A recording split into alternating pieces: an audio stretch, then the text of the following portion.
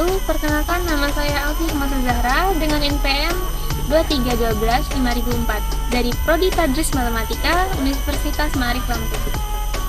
Ini saya akan menjelaskan masa kerajaan Turki Utsmani serta faktor kemajuan dan kemunduran. Awal mula terbentuknya kerajaan Utsmani menyimpan kisah yang memikat, dimulai pada tahun 1281 Masehi di kawasan Asia Kecil. Kerajaan ini memiliki akar sejarah yang kuat dalam perjalanan keluarga Utsman bin Ertugrul, seorang pemimpin bangsa Turki dari kabilah Oghuz. Ertugrul dan keluarganya berasal dari daerah Mongol dan utara negeri Cina, menempuh perjalanan panjang sebelum akhirnya menetap di Asia Kecil. Pada awalnya, keluarga Utsman disambut oleh Sultan Alauddin II dari Seljuk, yang pada saat itu sedang terlibat dalam pertempuran melawan Kekaisaran Bizantium. Ketika Ertugrul wafat pada tahun 1289, putranya Utsman melanjutkan perjuangan dan kepemimpinan keluarganya. Utsman I menjadi penguasa pertama kerajaan Utsmani dan memerintah antara tahun 1090 hingga 1326 Masehi. Ketika Sultan Alauddin II terbunuh pada tahun 1300 Masehi oleh serangan bangsa Mongol, kerajaan Seljuk Rum yang sebelumnya menjadi penguasa utama di wilayah tersebut pun terpecah menjadi beberapa kerajaan kecil. Pada tahun 1326, Utsman I memilih kota Bursa sebagai ibu kota kerajaan. Pada tahun 699 Hijriah atau 1300 Masehi, Utsman bin Ertugrul secara resmi memproklamirkan berdirinya dinasti Utsmani dan menyebut dirinya sebagai Padishah Al-Utsman atau kerajaan besar keluarga Utsman. Kesultanan Utsmani adalah sebuah entitas politik dan sosial yang memainkan peran sentral dalam sejarah dunia selama hampir 7 abad. Kunci keberhasilan Kesultanan Utsmani adalah pemerintahan turun-temurun yang memungkinkan kelangsungan dan stabilitas lembaga kekuasaan selama berabad-abad. Periode pertama atau dimulai dari tahun 1299 sampai 1402 Masehi. Periode pertama pada tahun 1299 sampai 1402 Masehi. Kesultanan Utsmani dimulai dengan Utsman I, keturunan bangsa Turki dari kabilah Oghuz. Periode kedua pada tahun 1402 sampai 1520 Masehi setelah kekalahan Bayezid. Periode kedua pada tahun 1402 sampai 1520 Masehi setelah kekalahan Bayezid I, Muhammad I memulihkan stabilitas dan kekuasaan Utsmani. Periode ketiga pada tahun 1520 sampai 1687 Masehi. Kesultanan mencapai puncak kejayaan di bawah pemerintahan Sulaiman I Kanuni yang dikenal sebagai Sulaiman yang Agung. Periode keempat pada tahun 1703 sampai 1839 Masehi. Periode ini melibatkan serangkaian reformasi di bawah kepemimpinan Ahmad III dan Mahmud I yang mencoba memodernisasikan kesultanan dalam menghadapi tekanan eksternal dan internal. Periode kelima dari tahun 1839 sampai 1924 Masehi. Abdul Majid I dan Mahmud II berusaha untuk mereformasikan Utsmani, termasuk melibatkan kesultanan dalam gerakan reformasi Tanzimat pada abad ke-19. Perkembangan Kesultanan Utsmani merupakan bagian penting dari sejarah dunia yang mencakup serangkaian peristiwa dan penaklukan yang membentuk peradaban Islam dan dunia di sekitarnya.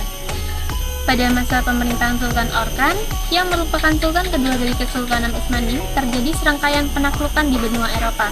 Penaklukan tersebut mencakup kota-kota strategis seperti Izmir atau Smyrna, Kawashanli, Iskandar, Ankara, dan Gallipoli. Namun, perluasan Utsmani tidak selalu berjalan mulus. Pada masa pemerintahan Sultan Bayezid I, sultan keempat dari Kesultanan Utsmani, pada tahun 1389 sampai 1401 Masehi, terjadi pertempuran penting yang dikenal sebagai Pertempuran Ankara.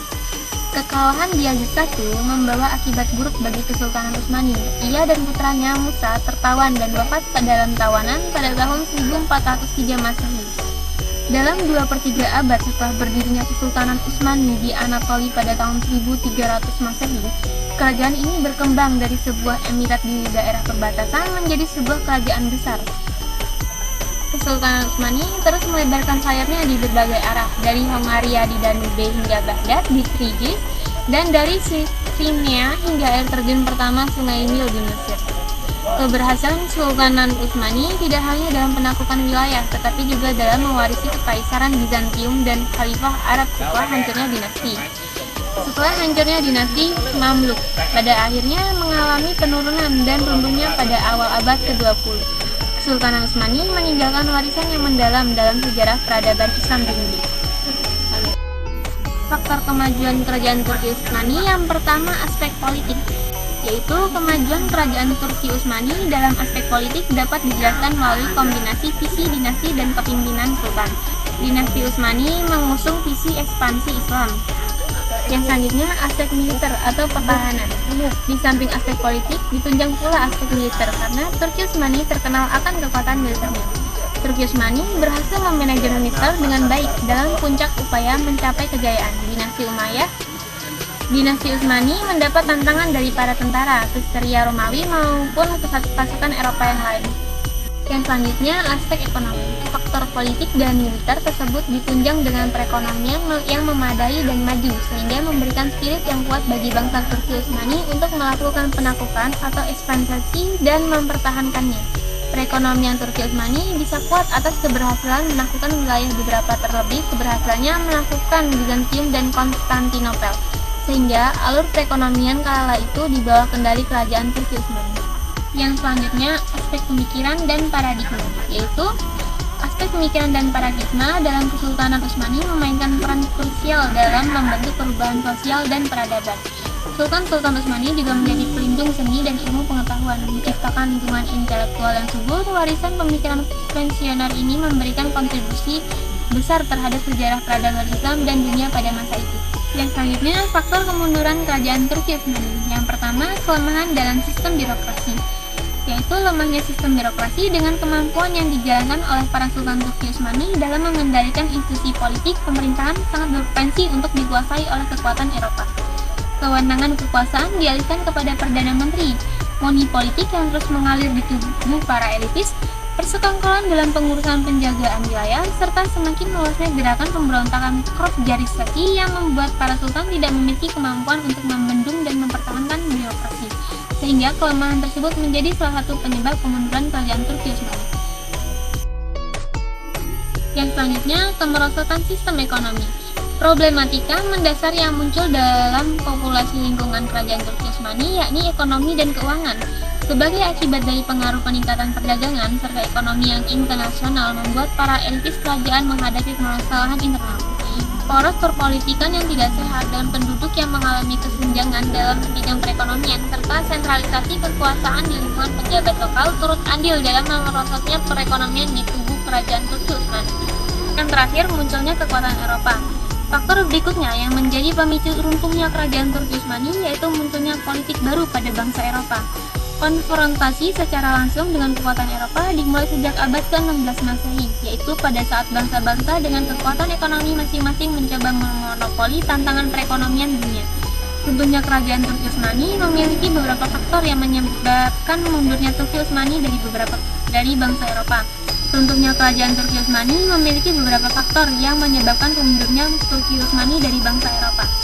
Berdasarkan fenomena terdiri atas dua bagian, yaitu internal dan eksternal. Salah satu contoh faktor internal yaitu menurunnya perekonomian negara yang diakibatkan oleh peperangan Turki yang selalu mengalami kekalahan. Lalu faktor eksternalnya yaitu lahirnya gerakan nasionalisme dari bangsa-bangsa yang dulunya tunduk terhadap kerajaan Turki Utsmani setelah menyadari fenomena kelemahan dinasti. Sekian dari saya, Alfi Umatul Zahra. Mohon maaf bila ada kesalahan kata. Saya Assalamualaikum warahmatullahi wabarakatuh.